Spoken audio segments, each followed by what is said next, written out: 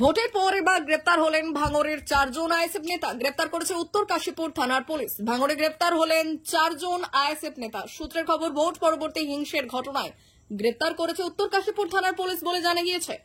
ভাঙড় 2 নম্বর ব্লকের আইএসএফ নেতা ওয়েদুল ইসলাম ও কারিমুল মোল্লা, ইচ্ছা হোক মোল্লা ও বাবর শাহ, এই 4 জন আইএসএফ নেতাকে আজ গ্রেপ্তার করে উত্তর কাশীপুর থানার পুলিশ। এরপর 4 জনকে বারুইপুর মহকুমা আদালতে তোলা হলে 14 দিনের পুলিশ হেফাজতের নির্দেশ দেন বিচারপতি বলে জানা গিয়েছে।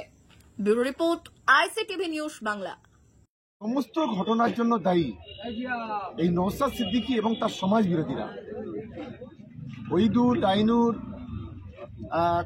কারিমুল অলরেডি অ্যারেস্ট হয়েছে। রাইনুর অ্যারেস্ট হয়নি, ওইদুল, কারিমুল অলরেডি অ্যারেস্ট হয়েছে। আমি পুলিশ প্রশাসন অনুরোধ করবো, এদের ইন্টারোগেশন করলে আরো অনেক বোমা, অনেক অস্ত্র মানে যে কোথায় মজুদ রেখেছে তার সমস্ত হদিশ পাওয়া যাবে।